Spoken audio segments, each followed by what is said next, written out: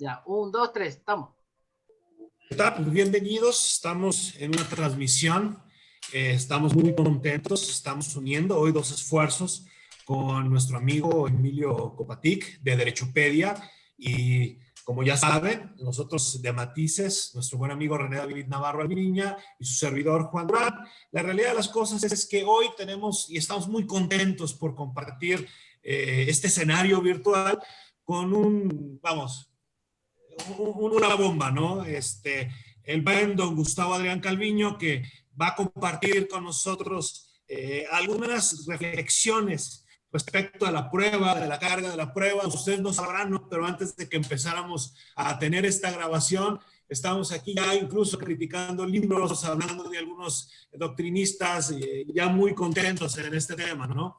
Pero bueno, sin más, quisiera para generar un mejor contexto, que mi buen amigo René Navarro nos presente a don Gustavo, ¿no? Que se van a dar cuenta que es todo un rockstar del derecho procesal. Bien, saludar a todos los amigos de Matices y de Derechopedia con Emilio Copaki, con el Juan Durán. Vamos a presentar a un amigo, al doctor Gustavo Calviño.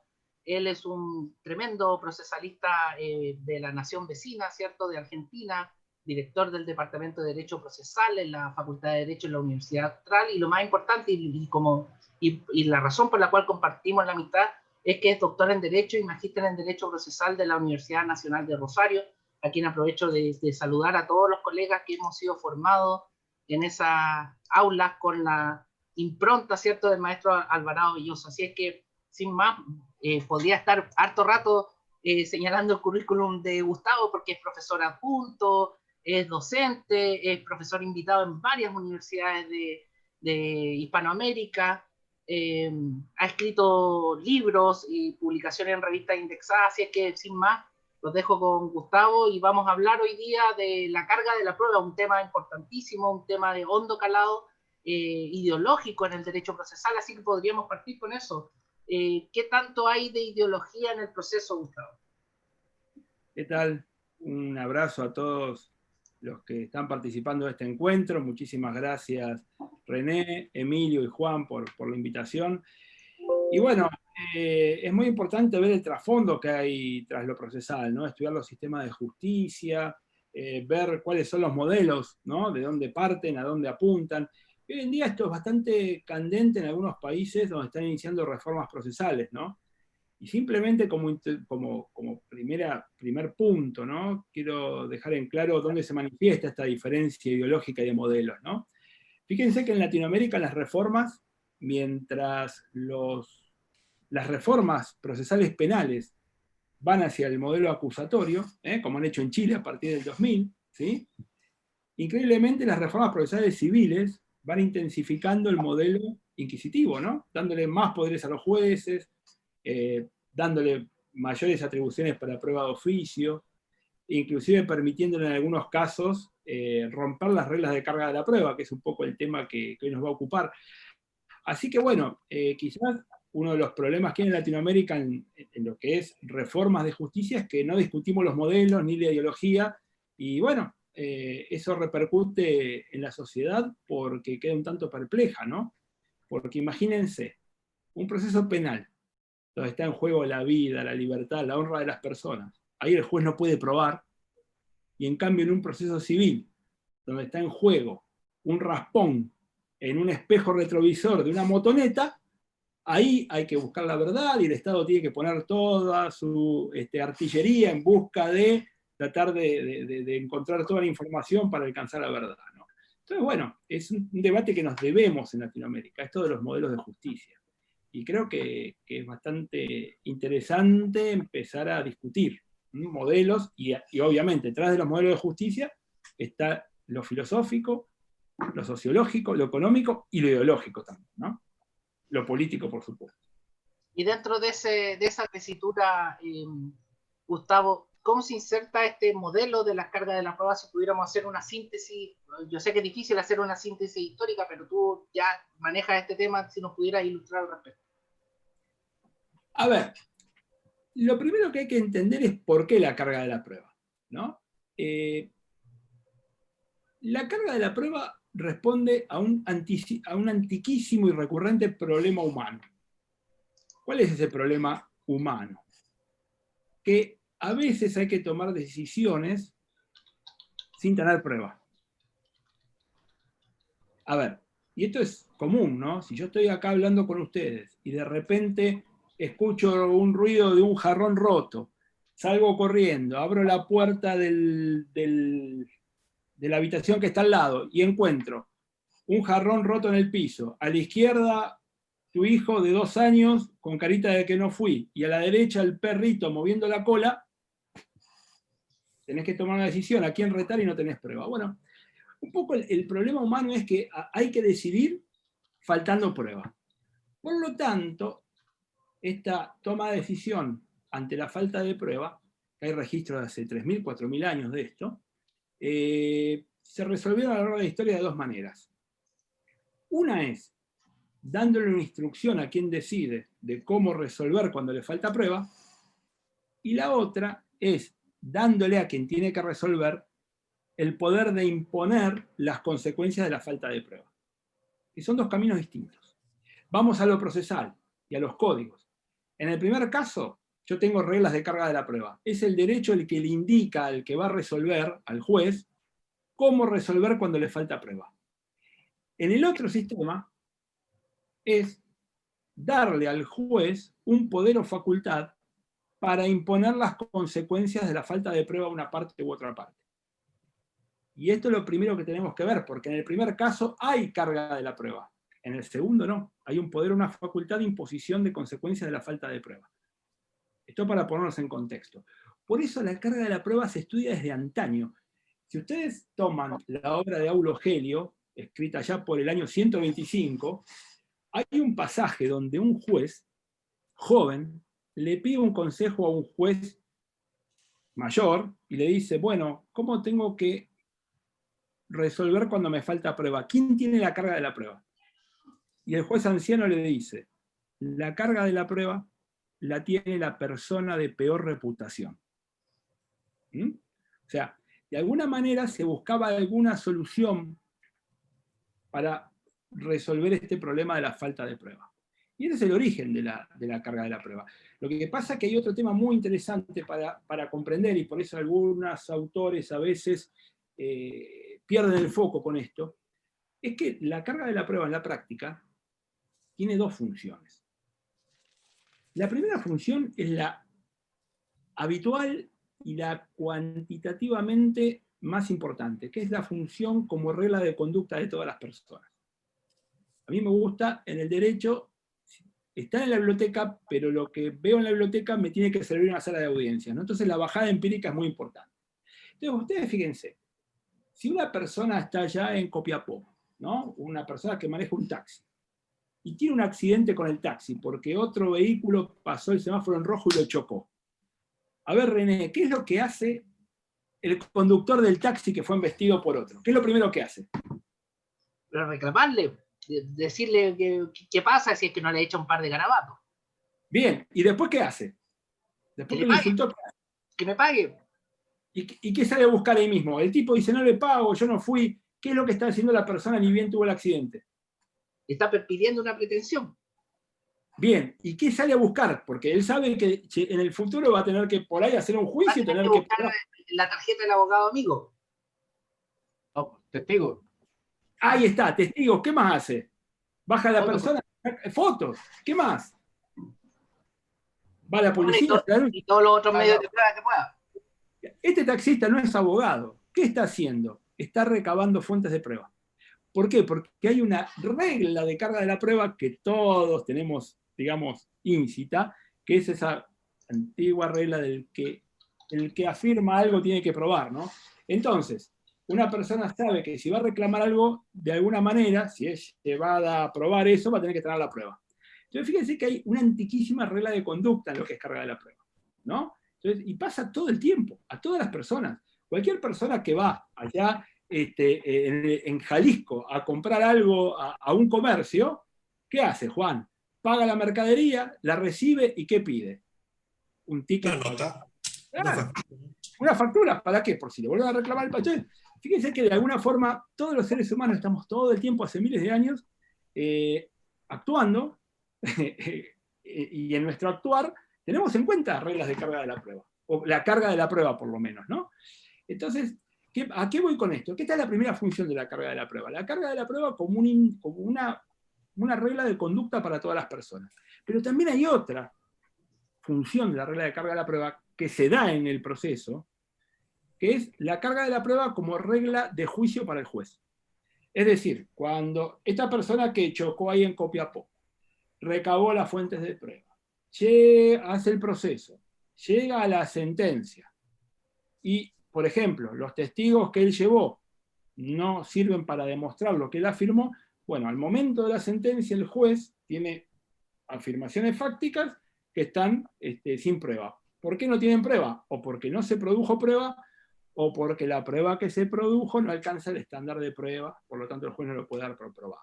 Entonces, como no está aprobado, ahí entran a jugar las reglas de carga de la prueba como regla de juicio para el juez. Pero esto es cuantitativamente muy poco al lado del otro, porque vos tenés que tener proceso, llegar a la sentencia en el proceso y a su vez, al momento de resolver, tiene que haber afirmaciones no probadas. Entonces se aplica residualmente esto, subsidiariamente. Y acá viene un tema, porque ahí vemos que la carga de la prueba opera como regla de conducta para las personas y como regla de juicio para el juez. Y ahí volvemos a tu interesante pregunta, ¿no? ¿Dónde se mete la ideología? ¿O dónde se mete la concepción activismo versus garantismo?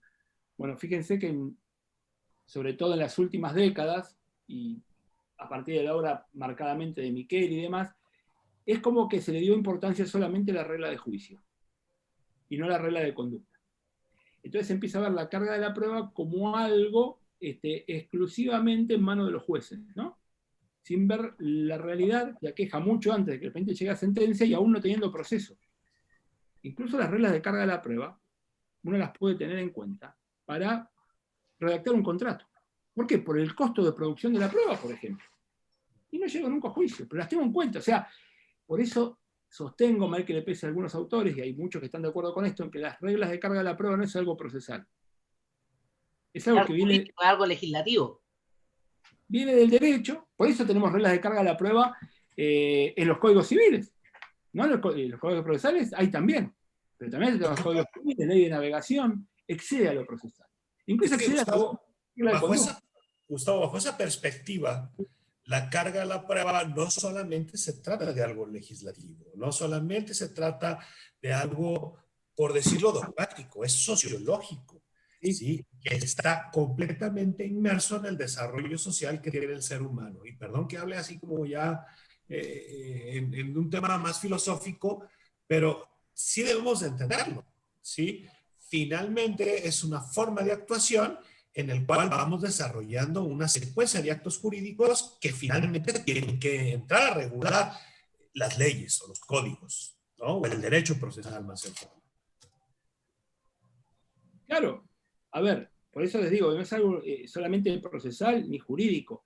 Si usted, ya que estamos hablando de filosofía, ¿no? Si ustedes ven, por ejemplo, la obra de Santo Tomás de Aquino, de alguna manera trata las reglas de carga de la prueba en algún momento.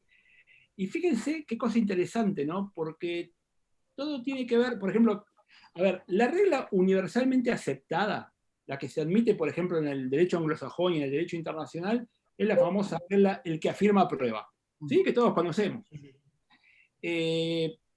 Hay códigos que tienen reglas un poco más normativistas, más avanzadas, basadas, un poco apoyadas en la teoría de Rosenberg, pero la regla que todo el mundo conoce, el que afirma prueba, el que alega prueba, ¿sí? Bien. Eso tiene como trasfondo la idea de que el hombre es bueno. Y Santo Tomás lo dice, porque vos fijate, ¿no? Qué interesante. Si vos pensás que el hombre es bueno, partimos de esa base, y yo hablo cualquier cosa, o hablo cosas malas de Juan, está bien que a mí me exijan que si estoy difamando a Juan, estoy rompiendo ese estado de bondad de él, lo tenga que probar. ¿No? Si no, entraríamos en lo contrario. Por eso también está lo que es el estado de inocencia y todo más. Fíjense que todo eso parte de ahí, ¿no? De la idea de que el hombre es bueno. Hay un trasfondo filosófico en todo esto. Por eso es complicado cuando se empiezan a invertir a romper las reglas de carga de la prueba. Y en términos entonces históricos, pasando, digámoslo así, adelantémonos un poco en la ilustración, vienen los códigos decimonónicos, ¿cierto? Y rompe con fuerza lo que nos une a Emilio y a Juan, el derecho laboral. Y de alguna manera, con el derecho laboral surge una nueva oleada de análisis respecto al tema de la carga de la prueba, sin entrar todavía en el tema del derecho penal. Claro. A ver, esto es muy interesante porque en realidad hay que hacer, digamos, una vez que uno vio que hay dos formas de resolver el problema de la falta de prueba, con reglas o sin reglas, si yo estoy en el primer sistema de reglas, ahí tengo que diferenciar lo que son las reglas especiales de las reglas residuales o de cierre, que son las que tiene, por ejemplo, algún código como el código argentino, la regla general de carga de la prueba, ¿no? Y muchos códigos procesales tienen una regla de cierre. Pero ¿qué pasa? Se aplica a falta de una regla especial. Y ustedes pueden ver en el derecho laboral, una de las grandes evoluciones que se ven en materia de carga de la prueba en el derecho laboral pasa por las reglas especiales de carga de la prueba. Y esto es muy interesante. Por ejemplo, hay países donde si yo demando a mi empleador por discriminación, ¿sí? Por discriminación laboral, la ley te dice específicamente, si se está demandando por discriminación laboral o por acoso laboral o acoso sexual, la carga de la prueba la tiene el empleador. Fíjense que esto es una regla especial de carga de la prueba. Todo el mundo sabe que si hay un caso de discriminación, el que tiene que probar que no discriminó es el empleador, no el trabajador. Que esto no es lo mismo, acá viene lo interesante de las teorías llamadas carga dinámica de la prueba. Pues fíjense que en lo que yo les dije recién estoy hablando de reglas especiales y estoy en el sistema de reglas previstas, preexistentes al proceso, y que todos saben que están jugando con esas reglas. O sea, entramos a la cancha jugando al fútbol. Termina el partido jugando al fútbol. No me las cambian en medio del partido, ¿no? Y entonces, ese tema de cambio en el medio del partido se verá incrementado, por ejemplo, con políticas identitarias y lo que venga de acá al futuro en el postmodernismo jurídico, llamémoslo así. Claro, porque vos fijate, René, que uno de los grandes problemas, y esto Juan lo estudió, y lo sabe mucho mejor que yo, ¿no? Esto de la discusión entre los principialismos y el derecho de reglas contra el derecho de principios, ¿no? Esa es una discusión tremenda en lo procesal, porque fíjate que, a ver, ¿puedo tener un derecho procesal que sea solo de principios sin reglas? Complejo.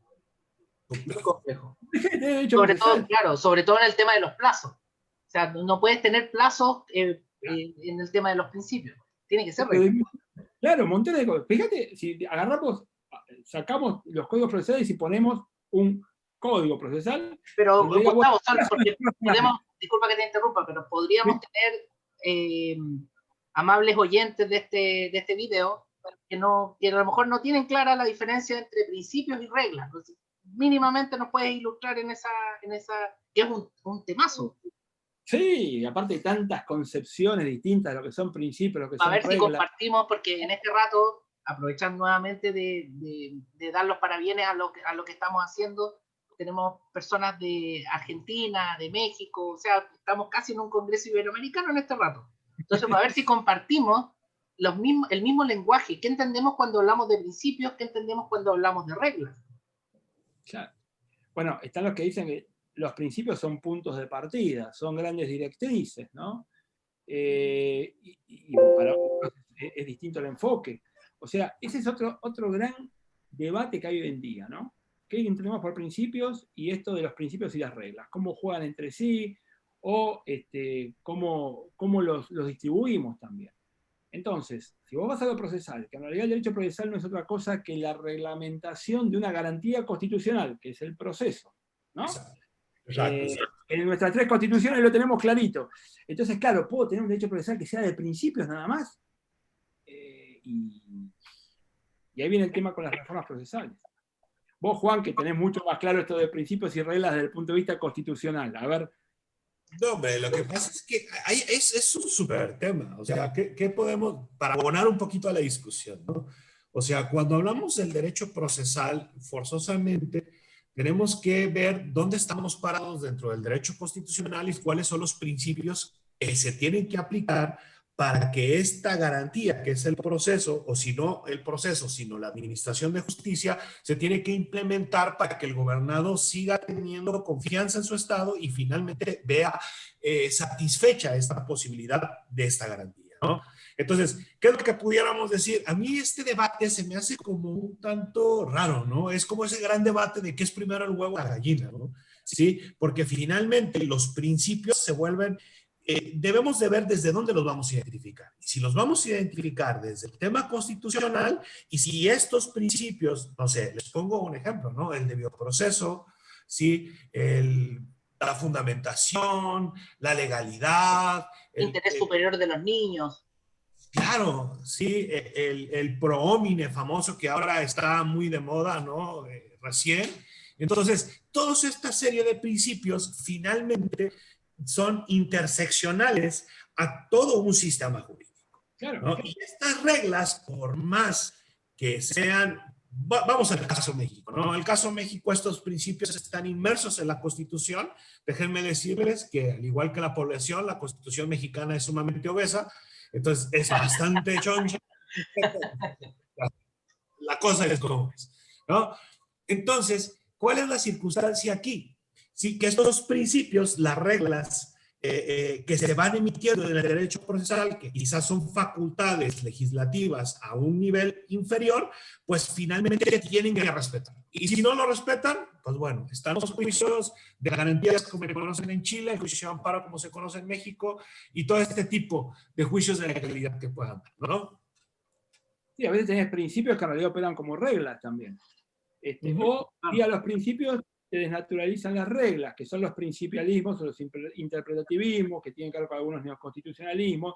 Entonces, también ahí termina, esto es apasionante, porque también terminás posicionando al juez dentro del sistema más arriba o más abajo, ¿no? Fíjate que llegás al extremo en el cual hay jueces que se posicionan por encima de la Constitución, ¿no? Lo que Entonces, es que ahí tomamos un poco esa regla de una interpretación no concentrada, sino una interpretación difusa, que se puede hacer por cada operador jurídico de la interpretación constitucional, ¿no? Y que ahí ya te lleva a otro tema que también tiene unas aristas horrendas, ¿no? Pero bueno, sigamos, Gustavo. No, por eso te digo, es muy interesante todo esto, porque fíjate cómo va todo interrelacionado, ¿no? Y con esto de, bueno, ¿qué hacemos con la regla de carga de la prueba? Yo le decía, bueno, la regla habitualmente conocida es el que alega prueba, ¿no? Entonces, ¿y eso de dónde viene? Bueno, viene de una regla acuñada ya por el siglo III por Paulo, incumbio probatio cuidice no cunegat, que era una regla especial que después fue tan buena que se hizo general. Entonces, fíjense que tenemos que, por un lado tenemos reglas especiales y muchos de los sistemas te ponen una regla general de cierre. Lo que pasa es que la evolución del derecho, sobre todo las ramas que se preocupan de personas vulnerables o digamos, esas ramas que están creciendo mucho últimamente, digamos, gran parte de su evolución pasa por establecer muy buenas reglas especiales de carga de la prueba, no por dejar todo abierto, librado a lo que decía el juez en el caso concreto. Fíjense que este debate se dio en Alemania a finales y principios del siglo XX. Estaba un minúsculo grupo que decía, bueno, en realidad hay que darle, el juez es el que tiene que distribuir la carga de la prueba. Y estaba el grupo mayoritario, que después se impuso, sobre todo a partir de la obra de Rosenberg, que decía que no. ¿Y por qué? Y Rosenberg lo dice muy claro, Leo Rosenberg en su obra. Darle al juez el poder o facultad de distribuir, entre comillas, la carga de la prueba, es abrir las puertas a la discrecionalidad judicial. Mejor dicho, a la arbitrariedad judicial, así decir. Pero eso es lo que los grupos hoy día piden, sobre todo en temas que ha vuelto la bulla de empalar a los justiciales en la plaza pública. Entonces, de alguna manera hemos vuelto a esa, llamémoslo así, a esa necesidad, y yo creo que es transversal a América Latina y bueno, al mundo entero. Claro. ¿Cómo creer que, en definitiva, un juez, cuando se convierte en un poder omnímodo, no necesariamente resuelve el problema? Y ahí yo creo que está la clave de este asunto. Claro, tal cual, tal cual. Y vos fíjate, René, que en esta concepción ya antigua de decir, bueno, no pongamos reglas de carga de la prueba, sino démosle al juez un poder o facultad para que imponga las consecuencias de falta de la prueba, ahí es donde anida la famosa teoría de la carga dinámica de la prueba. Que nace, más que nada, como una reacción contra el proceso dispositivo. ¿No? Eso es una vuelta a lo inquisitorial, Claro, claro, por eso es una herramienta que fue muy aplaudida por una parte del activismo judicial. Y dije bien una parte, porque siquiera la teoría esa de la carga dinámica de la prueba fue recibida por todo el activismo. Tiene muchísimos detractores. Entonces, ¿esto qué significa? Un aumento de los poderes del juez. Si el juez no está limitado por reglas de carga de la prueba, cuando tiene que dictar sentencia, como estamos ante el problema de la falta de prueba al resolver, cuando tiene que dictar sentencia, fijando una regla de juicio, en el caso concreto, hace ganar a uno u otro.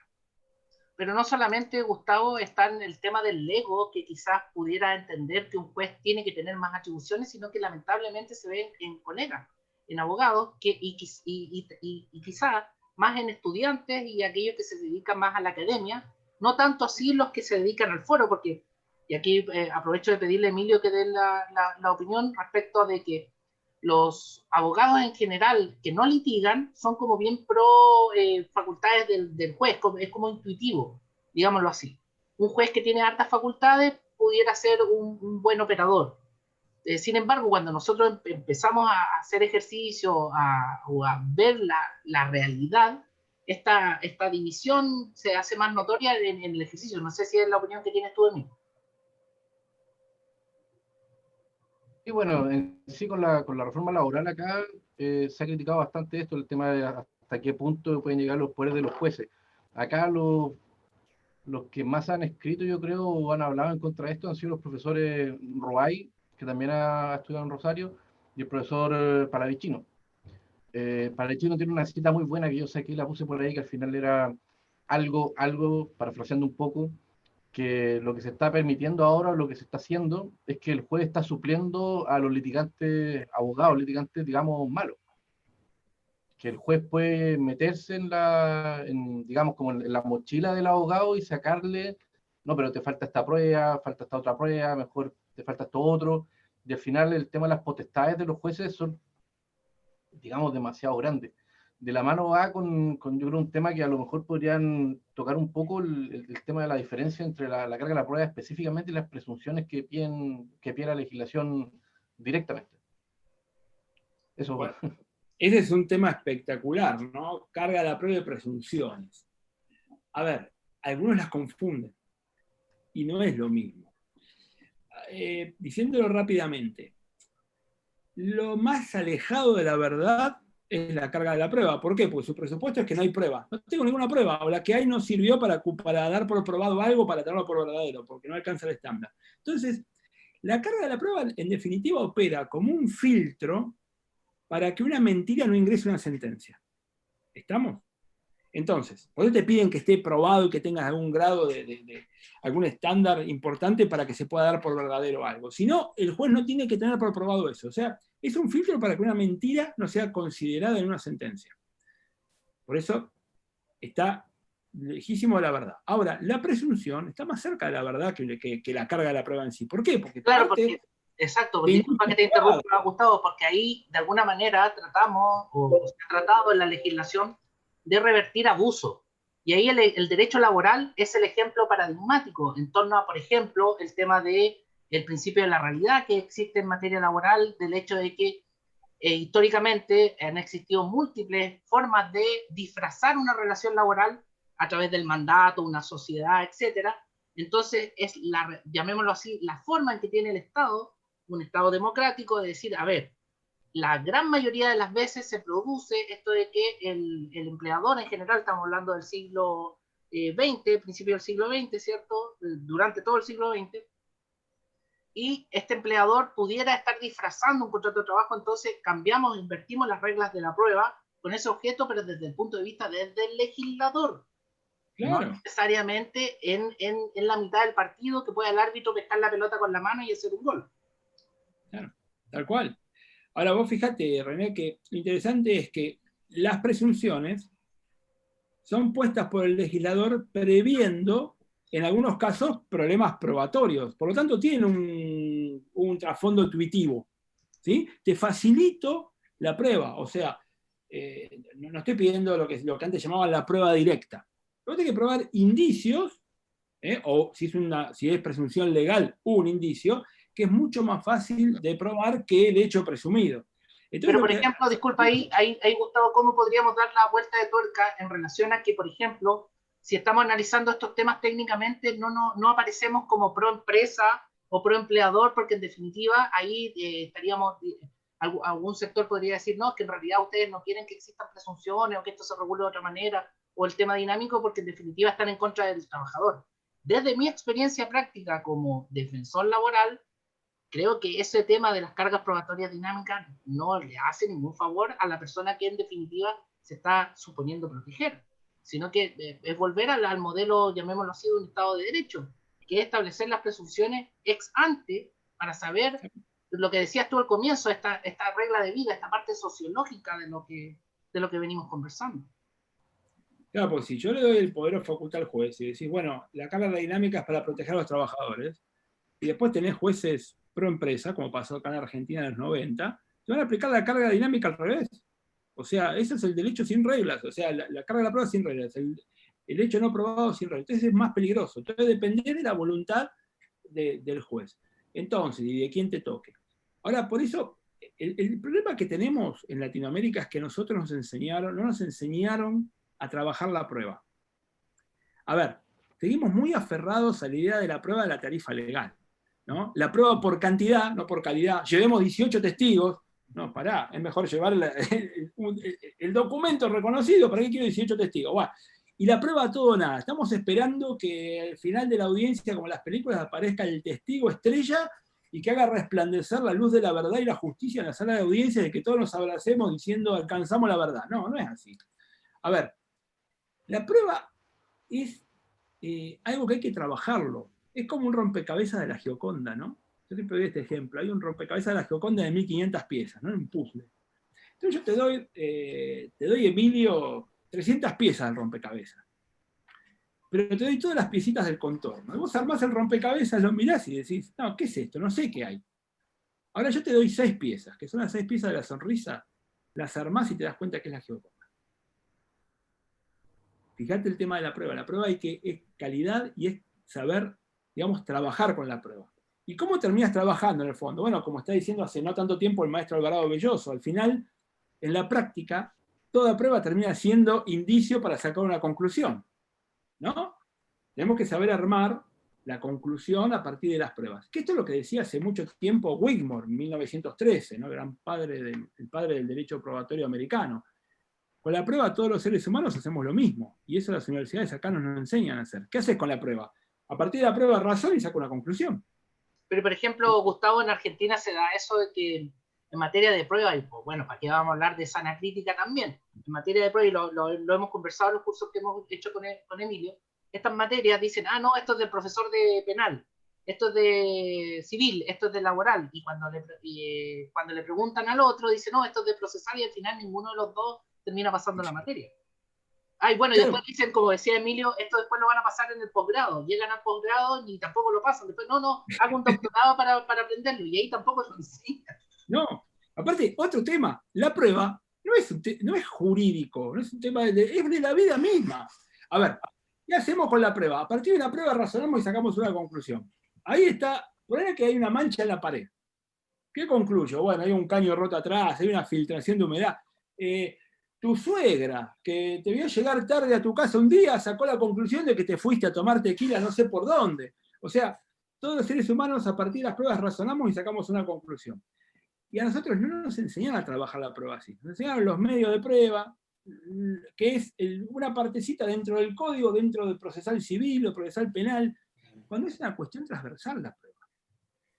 Y ahí, don Gustavo, yo aumentaría esto, ¿no? O sea, yo siempre que estoy ahí frente al aula, les digo a mis alumnos que cuando hablamos de pruebas, yo no puedo dejar de pensar en el doña Marina Gascón, ¿no? Y que dice que finalmente en un proceso, ¿sí? Un juez que se supone que es imparcial y el cual objetivamente tiene que tasar dos verdades, ¿sí? De dos partes que van a estar en una contención, pues tiene que buscar esas reglas, ¿no? Y no solamente llegamos a esta esencia de saber preparar la prueba, ¿no? Sino cuál es el sistema probatorio dentro del cual estamos jugando y cómo van ahí estar debidamente reguladas para que haya una seguridad jurídica para las partes respecto de presunciones, respecto de pruebas tasadas, respecto de cómo se van a valorar. ¿Sí? Y finalmente, esa es mi opinión y respondo sobre ella, de que las pruebas o el derecho probatorio es una de las partes más importantes dentro del derecho procesal. Es la verdad. Yo recuerdo mucho a mi padre decirme, el derecho, él como juez decía, el derecho son las pruebas, ¿sí? Y no hay más. ¿Tienes pruebas? Tendrás una posibilidad. ¿No tienes pruebas? Pues bueno, dedícate a vender papitas, ¿no? Porque esta es la crítica que uno le puede hacer a las universidades latinoamericanas, en pregrado o grado, como le dicen acá. No estamos formando a los alumnos a trabajar con la prueba ni a actuar en una sala de audiencias, ¿no? Recién ahora está dando un poco de litigación, un poco, pero no sabemos armar un caso, no te enseñan teoría del caso. Entonces, te quedás repitiendo artículos del código, que son una partecita así de la prueba. Sí, pero hay algo sociológico ahí, Gustavo, hay algo sociológico, porque si tú, por ejemplo, piensas en la enseñanza decimonónica a partir de los códigos de la época y de una actuación abogadil, llamémoslo así, de que con juicio escrito presentaban un escrito y mágicamente se produce este rito de que a lo mejor dilatas un juicio, como decía Bentham, el arte siniestro del jurista, ¿cierto? Que mientras al ciudadano común le gustan leyes claras y prolijas, al jurista le interesa el interés siniestro de que sea una justicia demorosa. Entonces, claro, con esta cuestión mágica de presentar un escrito que estaba bien, valga la redundancia, escrito, entonces ahí algo pasaba como un hechizo. Pero en definitiva eso pues, pudiera engañar a un lego, pero en definitiva lo que dice tú o lo que dice Juan es cuáles son las pruebas y cómo traducimos este tremendo rito al lego. Sobre todo hoy que con las tecnologías de la información va a parecer que no solamente somos cuatro loquitos hablando en el desierto. Claro, tal cual. Y todo depende de las pruebas y también cómo las trabajamos. Por eso importa, y se ha revitalizado el tema de la carga de la prueba, que es, bueno, no logré probar. Entonces, la pregunta es, ¿el juez decide quién gana o el derecho le dice al juez quién gana? ¿No? Es el tema de las reglas como instrucción al juez o darle el poder o facultad al juez para que decida cuando le faltan pruebas para un lado o para el otro conforme pautas débiles. Ahí está la discusión. Por eso siempre cuando explico carga de la prueba, yo digo, esto no es ni siquiera derecho probatorio, es lo último del último, porque es no prueba. No probé, falló todo lo fáctico. Entonces tiene que venir el derecho con lo jurídico a cubrir ese bache. Que ahí está el error de muchos autores, y esto lo remarcaba, lo criticaba Levis Echandía hace mucho tiempo, diciendo que la carga de la prueba es un tema jurídico, de derecho, no de hecho. Entonces, yo insisto, con una solución fáctica al problema de la falta de prueba, como es darle al juez el poder o facultad de que decida a quién impone las consecuencias de la falta de prueba, estoy en lo mismo. Es lo mismo y peor, porque, digamos, hay una imprevisibilidad absoluta. Ahí entra la teoría de la carga dinámica de la prueba, que tiene ese inconveniente. ¿Sí? O sea, cuando te falló todo lo fáctico, tiene que cerrar esto lo jurídico. Si no, caeríamos en aquello que decían erróneamente algunos autores hace mucho tiempo, que en el sistema inquisitivo no haría falta la carga de la prueba. ¿Por qué? Porque el juez busca la verdad y la va a alcanzar. Eso es una utopía. Porque a veces, por más poderes probatorios que le demos al juez, la verdad no lo va a encontrar. Es un ser humano, ¿no? Entonces hubo una discusión hace un tiempo diciendo, la carga de la prueba es propia del proceso dispositivo. Bueno, ya la dejaron de lado porque se dieron cuenta que no. O sea, en un proceso inquisitivo tiene que haber reglas de carga de la prueba porque es justamente la falla de la prueba, ¿no? Hay que cubrirlo jurídicamente. ¿Y cómo se ve esto, cómo se ve el futuro, Gustavo, frente pues vuelvo a insistir, es fácil, es intuitivo decir, ojalá tengamos mejores jueces y que puedan hacer más cosas, que es como el reclamo ciudadano, digámoslo así. Pero ¿qué peligro lleva eso? Dicho en simple, porque en definitiva, si tú tienes un juez justiciero, que prima facie pudiera ser una solución, a la larga no la es. ¿O cuál es Bueno, tu- claro, ahí viene la contradicción, porque si las reglas de carga de la prueba son filtros para que una mentira no ingrese a la sentencia, para que el juez no considere una mentira como algo verdadero, si le doy al juez el poder de apartarse de las reglas de carga de la prueba, evidentemente le estoy concediendo un poder mágico para transformar la mentira en verdad. ¿Por qué? Porque generó la regla de juicio en el caso concreto y algo que no está probado, que por ahí es mentira, porque ese es el problema. ¿Sí? Yo hago una demanda en base a una mentira. Entonces el juez dice, estaba en mejores condiciones de probar el otro, y te lo transforma en verdad, y eso nunca existió. Entonces, ¿Qué significa eso de estar en mejores condiciones para probar? Esto no es una... Pero, ¿Cómo mira, lo Gustavo, agarramos? si me puedo meter un poco para hacer una pregunta con, un poco más, bueno, de la litigación diaria, ¿ya? Porque el tema de la carga de la prueba al final viene a eso, en cuanto lo vemos, no sé, no tanto desde el punto de vista de la academia, más yo desde el punto de vista de la litigación día a día. Acá, por ejemplo, en Chile, voy a tratar de aterrizar un poco la idea, pero tenemos los guardias de seguridad. Típicos guardias de seguridad están en todas partes, supongo, de la misma forma. Y un tema clásico es si le pagan o no le pagan las horas extras. Están anotados o no. Entonces, está el libro de asistencia y el tipo va todos los días en la mañana y marca las horas que corresponden. Pero normalmente el jefe, en caso hipotético, le dicen, no, tu hora de salida la tienes que marcar a las 6 de la tarde. Entonces él la marca a las 6 de la tarde, a pesar de que se queda siempre todos los días hasta las 8. Pero a las 8 nosotros lo podríamos probar porque hay el típico libro que se llama acá la bitácora. Y entonces el guardia o el conserje, da lo mismo, los dos, marca ahí todo lo que va ocurriendo desde esa hora, desde las 6 que marca la salida hasta las 8. Pero nosotros tenemos como obligación del empleador tener el libro de asistencia. Pero la bitácora no. Entonces la típica es que la bitácora se perdió. Y uno puede pedirla como exhibición de documento. Y esto, bueno, René, que no sé si alcanzó a escuchar, pero es típico que uno la pide en la audiencia, solicita al magistrado que se exhiba la bitácora que tiene el trabajador, tanto, pero después esa bitácora nunca llega. Y ahí está qué puede hacer el juez o qué puede hacer la persona, digamos, porque al final la carga de la prueba de la hora extra depende de esta parte que está demandando como trabajador. Y claro, ahí viene el tema cómo lo arreglamos, cómo lo solucionamos. bueno, es interesantísimo esto porque es un ejemplo práctico y que el abogado se tiene que preparar para resolverlo. Lo normal es que no te aparezca nunca esa documentación. El derecho de alguna manera te lo resuelve esto como. Primero, yo ya previendo que esa prueba no aparezca, tengo que buscar o ofrecer otras fuentes y medios de prueba. ¿Para qué? Para tratar de formar una presunción o ministro judicial a mi favor y en contra del otro.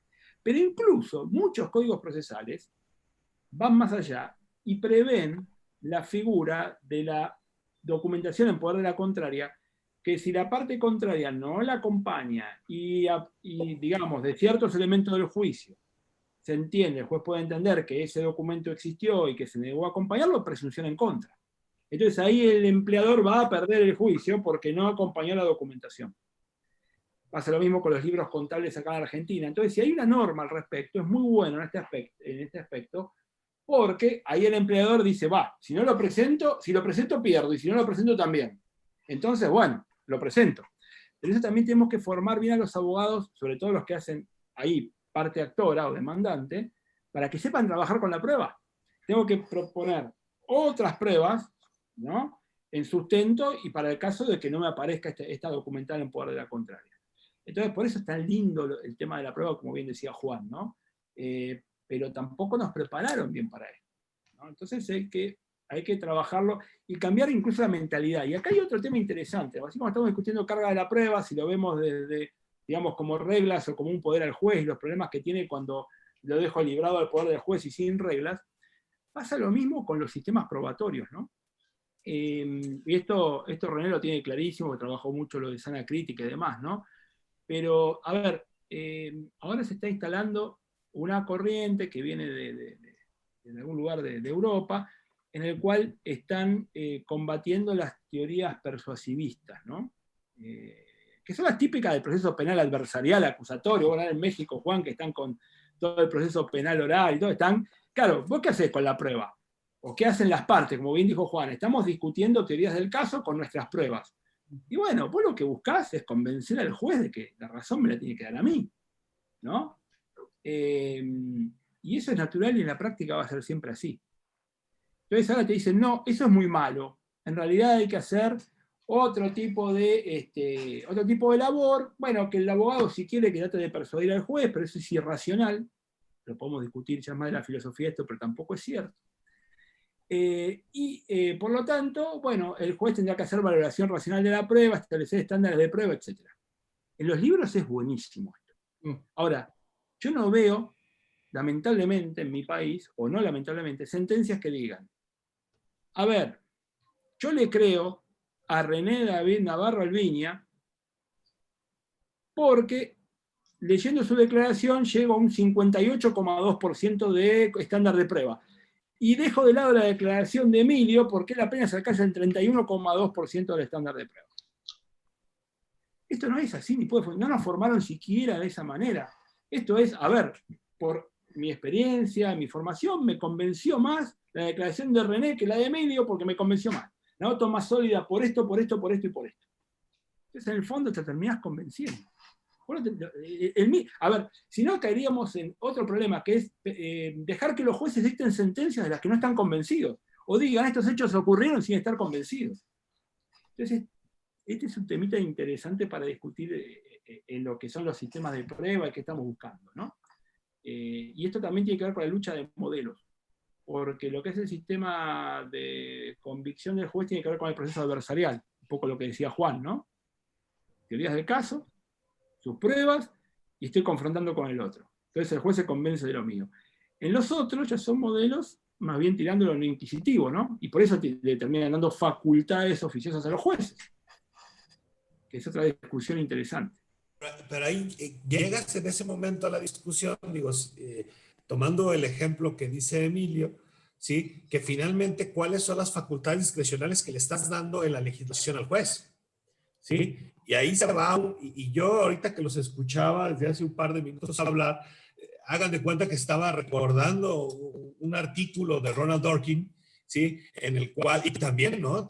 Su famoso tomar el derecho en serio, ¿sí? Hablando de los jueces Hércules, y en una pregunta que se plantea Ronald Dworkin, dice, bueno, ¿los jueces deben de ser filósofos o no?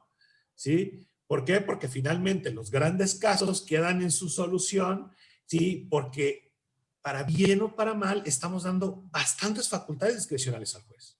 Entonces, ¿qué es lo que tenemos que hacer y a dónde tendríamos que llegar?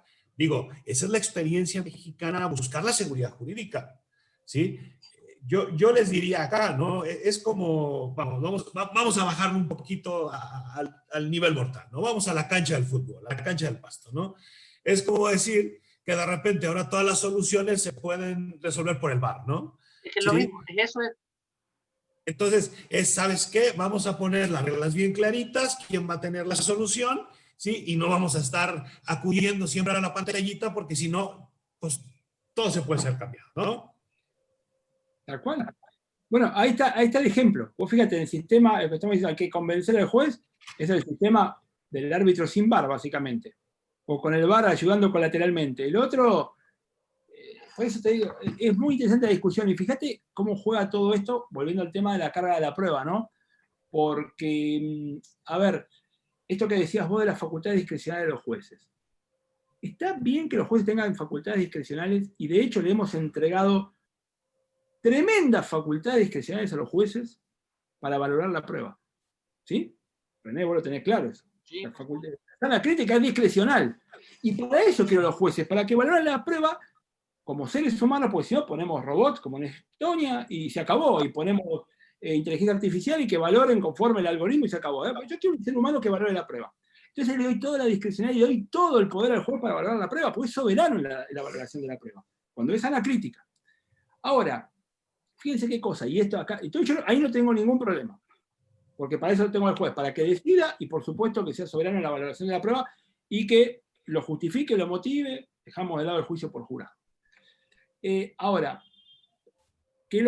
¿con qué no estoy de acuerdo? Es que a ese juez que le doy todo el poder para valorar la prueba, también yo le den poder para intervenir en el método de debate, ya sea dándole facultades probatorias oficiosas o facultades de romper las reglas de carga de la prueba.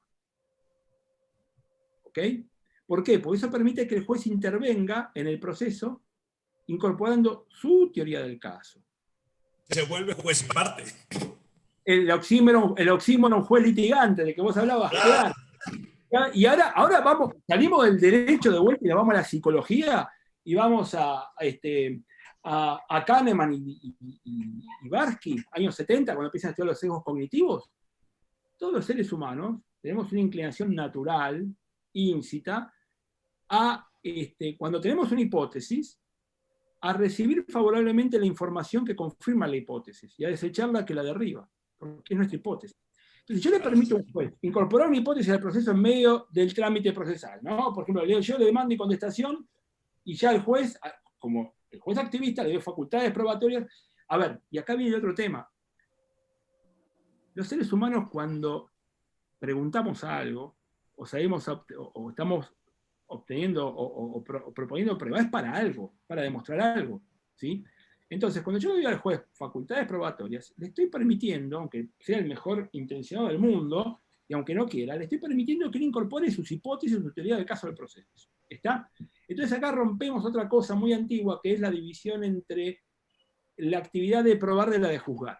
Por lo tanto, el juez yo lo hago intervenir en el proceso, en el debate, y es el mismo juez que después valora la prueba y juzga. Por lo tanto, si yo tengo la prueba que ofreció Juan, parte demandante, la prueba que ofreció René, parte demandada, y la prueba que ofrecí yo de oficio, y tengo que valorar esa prueba, no hay en el fondo un sesgo en el cual va a decir, no, le doy más valor a la prueba que produje yo y a donde yo llegué, que es para apoyar mi hipótesis previa a mi teoría del caso. Y esto que estamos diciendo, en penal no te lo discute nadie hoy en día en Latinoamérica. Ahora en las reformas procesales civiles, y Dios los ayude a ustedes en Chile, porque están yendo para ese lado, están haciendo todo lo contrario. Es que el problema, Gustavo, es que vende que un proceso busque la verdad. Si tú pones legislativamente que el proceso busca la verdad y la justicia, por cierto que va a tener una buena prensa. Pero, claro, pero había otro tema filosófico que es muy interesante y acá vamos a elaborar al civil administrativo.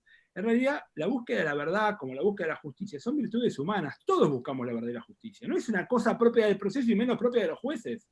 Entonces, yo en un sistema inquisitivo te venden que busco la verdad. Bueno, pero en un sistema adversarial también busco la verdad. Lo que cambia es el método de búsqueda de verdad.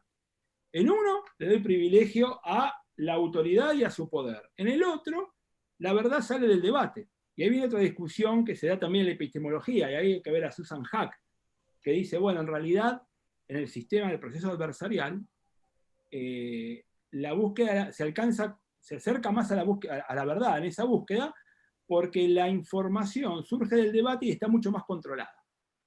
Vamos a un ejemplo clásico, y esto acá lo puede ver Emilio en un proceso laboral que yo he visto ya en Chile, corríjanme, pero fui a ver prueba piloto en Copiapó, me acuerdo que hace como 10 años estaban con la prueba piloto, Sí. Y yo veía que los jueces preguntaban, no sé si siguen preguntando ya, Emilio, me imagino que sí, ¿no? No, ya no tanto, por lo menos en Copiapó no tanto. Es que yo tengo la virtud de tener buenos jueces, aprovecho para mandarle muchos saludos a ellos.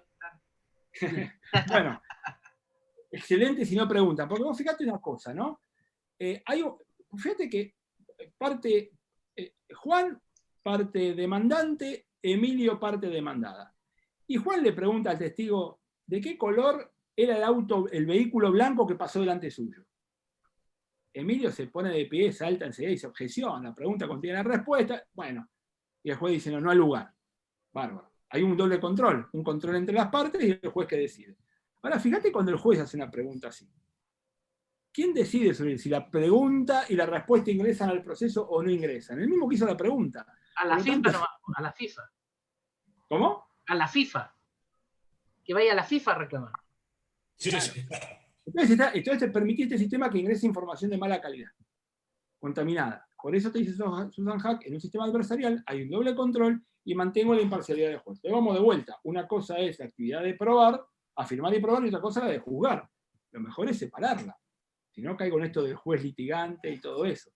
Entonces, cuando vos dejás al referí de fútbol empezar a patear los penales, como el equipo no los mete y empieza a patear 10 veces hasta que entra y empata el partido, bueno, estamos medio complicados, ¿no? Y esto no es defender qué sé yo, sistemas de lucha y esas cosas como se dicen. Por eso es muy importante, sobre todo los que somos abogados, defender la idea de que todas las personas que recurren a la justicia estén con un abogado, ¿no? Porque eso es lo que equipara en el fondo a los desiguales. El proceso en sí, desde el punto de vista de la igualdad jurídica de oportunidades, te equipara al rico con el pobre, al alto con el bajo, etc. Ahora, la mejor manera no es el juez poniéndose del lado de que él considera débil, ¿no? Como ya en México hace mucho, Trevor Urbina y un montón de autores, sino que justamente le asegures desde el sistema, incluido el Estado, la mejor defensa a las dos personas, ¿no? A los que están litigando, y que el juez pueda ser imparcial, porque si no estamos complicados ahí.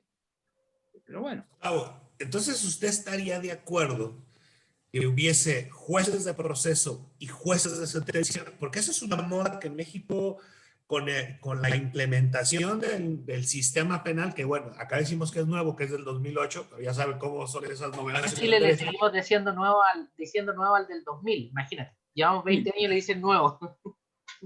Voy a hacer un chiste local con René, el libro de Ángel Guillermo Ruiz Moreno, El nuevo derecho de la seguridad social, de la ley de 1997, y sigue siendo el nuevo derecho de la seguridad social. Pero bueno, entonces la pregunta sería directa. ¿Usted estaría de acuerdo que hubiese un juez de proceso y un juez de sentencia y un juez de ejecución de sentencia? ¿Sería una buena solución?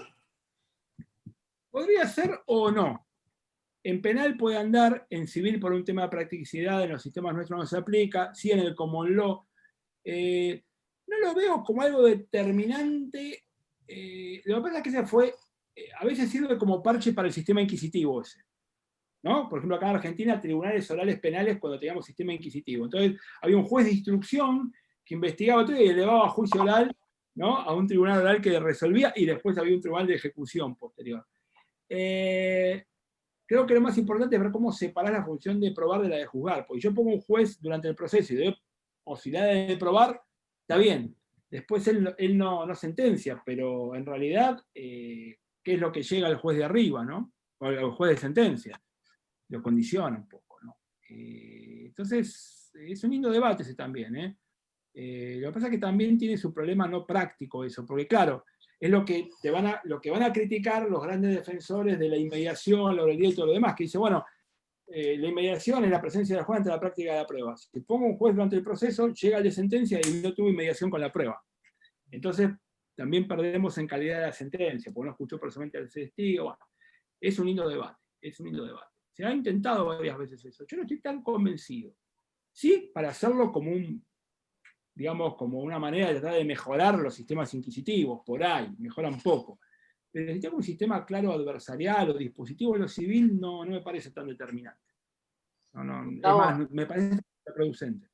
Amigos, vamos a tener que dar la labor ingrata de decir que ya no estamos cercanos al tiempo. Yo solamente para aprovechar la presencia de Gustavo y la de ustedes, que todos acá son, aparte de ser académicos vinculados al tema de difusión, como en el caso de Emilio, aparte de eso, estamos trabajando también. Y no podemos cerrar esto sin hacer una vuelta para que cierre Gustavo, respecto de lo que ha significado la pandemia en los juicios, abriendo con Emilio, Juan y con el maestro Calviño, que nos invitó, nos accedió a la invitación de estar en Matisse y en Derecho Penal. A ver, gracias René. Mira, por una parte quería solo comentar que el 2017, creo, o 18, me pasó que estaba en un juicio, yo interrogué, después interrogó mi contraparte, y después el juez o jueza, digamos, empecé a interrogar, y a mí no me había pasado antes, entonces yo le empecé a objetar la pregunta, y a la tercera objeción que le hice, casi me linchan, pero bueno, es complicado porque claro, como que tiene todo para preguntar lo que se le plazca, porque al final no hay nada como explicar sobre la persona. Pero bueno, los juicios acá por lo menos han sido más que nada complicados por el tema de los plazos. Supongo que en su país ha pasado lo mismo. Los plazos han sido demasiado largos y el temor infundado, encuentro yo, por ejemplo, de algunas personas en relación a la inmediación, a la toma de la prueba a través de testimoniales, yo creo, fue infundado, a mi parecer, y ha retrasado ya ha congestionado el sistema absolutamente. Y cuando esto termine, yo creo que va a quedar el despelote acá en nuestro país en cuanto a los juicios. Pero bueno, Mira, yo eso estoy sería mi aporte en cuanto a algo los... interesante que siempre digo, ¿no? Emilio, cuando el juez se pone a preguntar, vos podés descubrir su teoría del caso. Se exponen los jueces preguntando. A las 3 preguntas ya sabes para dónde va, o 2. Entonces se exponen, por eso tampoco quiero que anden preguntando. Y fíjate, si vos vendrías a litigar a laboral acá, a Buenos Aires, bueno, si hablas de un juicio laboral, ahora acá en Buenos Aires está tardando mínimo 5 o 6 años. La justicia laboral no trabaja, los muchachos no quieren trabajar, va a la Cámara, son 2 o 3 años más, Seguridad Social son 10 años, 9, 8. Tremendo. Y bueno, por eso... Acá se están demorando 4 meses, 5 meses antes y salía Y todo era en línea. escándalo. Y era escándalo. Claro. Por eso sirven este tipo de encuentros en donde todos damos una opinión para en definitiva saber dónde estamos y lo bueno que tenemos y lo bueno que podemos copiar también. Juan. Pues miren, ¿qué puedo decir de todo lo que se ha dicho, ¿no? Lo voy a centrar en 3 comentarios, ¿no? La justicia laboral en México recién está cambiando, se modificó la Constitución el 24 de febrero del 2017 y se modificó la ley el 1 de mayo, fecha emblemática del 2019, ¿sí? Le tocó recién a nuestro presidente actual y está cambiándose el sistema. ¿Por qué? Porque, pues, como en Argentina, ¿no? El sistema jurídico laboral no servía, o sea, eran juicios de 3, 4, 5 años y pues bueno, este principio de inmediatez que debiese de perseguir, porque decimos acá, ¿no? El derecho del trabajo no solamente es darle la verdad a uno u otro, es ver la subsistencia de alguien, ¿sí? Ver la subsistencia de una familia, de una persona y conlleva otro tipo de cosas, ¿no? Entonces, bueno, eso por lo que vea eso. Ahora, por lo que vea la epidemia, es un tema que yo he compartido mucho con René, creo que esto nos tomó a todos así pues sin ninguna preparación, ¿sí? Y seguimos transitando con los ojos vendados porque la realidad es que lo que sabemos es que es contagioso, que mata a algunos y a otros no. No sabemos más, ¿sí? Y en cuanto a los sistemas judiciales acá en México, pues la realidad de las cosas es que se determinó que era una actividad esencial la justicia, pero los tribunales están cerrados, ¿no? Y nuestros sistemas no nos permiten llevar juicios en línea a cabalidad, ¿sí? Algunas materias sí se pueden desahogar juicios en línea, pero en su gran mayoría no. Entonces, hay protocolos sanitarios en los cuales los abogados podemos ir a litigar al foro, pero la realidad de las cosas es que lo que priva, o más bien lo que prima entre todos es un poco de temor, y eso lo que ha derivado es una calma, una tensa calma en cuanto a la garantía del acceso a la justicia, ¿sí? Por lo que lleva, ¿sí? Cuando una persona ve que no puede resolver sus problemas jurídicos, esto se va politizando y se van creando muchos problemas en la sociedad. Y en México, en la actualidad, hay muchos problemas. Hay que decirlo bien, hay que decirlo fuerte, porque así es. ¿Sí? Y ya como una conclusión, la verdad es un tema, que tratamos con don Gustavo, fenomenal. A mí, yo encantadísimo, encantadísimo, ¿no? No me queda más que agradecerle a Emilio y de cederle el uso de la voz a don René. Bueno, Gustavo, yo te había anticipado que iba a ser una grata conversación y qué decir, el tema de la pandemia, también hay un tema de misoneísmo, ¿cierto? De miedo a lo nuevo. Y debo confesar, me confieso, mea culpa, que, que tenía miedo, si esa es la verdad. Miedo al tema de la tecnología, pero en definitiva esto como, ocurre como en todas las cosas. Hay jueces buenos y jueces malos, y van a ser buenos o malos independientemente de la tecnología o el medio que se emplee. Entonces, no vamos a suplir con tecnología los males que tenemos, ni tampoco a la inversa. Y yo creo que la discusión de fondo, la discusión que a veces se le hace el quite a la filosofía, a la ideología, a la política, es una discusión que tiene que estar presente. Y yo creo que en esta oportunidad lo hemos conversado con la altura de mira y con el respeto que merece. Y obviamente agradecerle a Emilio por la página, que es un tremendo aporte, aprovecho de decirlo, con personajes internacionales como son ustedes, que en Chile yo me atrevería a decir que es la página en la cual se comentan y se difunden los temas jurídicos. Y aprovechar también de señalar que tanto Juan Durán como Gustavo Calviño son tremendos juristas, y que esto que es nuestra pasión, que es el derecho, se puede hablar en un lenguaje llano, y espero que así se entienda. Y por eso te dejo a ti, Gustavo, para que hagas la reflexión final y despidas el programa. Bueno, muchísimas gracias.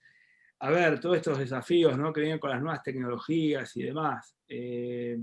Bueno, con suerte dispar en Latinoamérica, había quienes estaban más preparados, otros menos, etcétera. Pero ojo, no tenemos que perder de vista que más allá de las tecnologías y los avances y todo lo que eso puede sumar, que el derecho es una garantía. Es una garantía humana y bueno, no hay que dejar de lado esta centralidad del ser humano en el sistema, ¿no?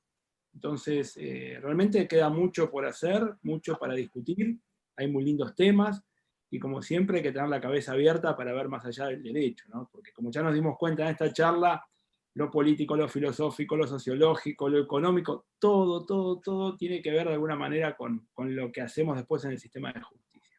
Así que para mí fue muy grato, realmente se me pasó muy rápido el tiempo, así que muchísimas gracias por la invitación, ha sido un honor y hasta siempre.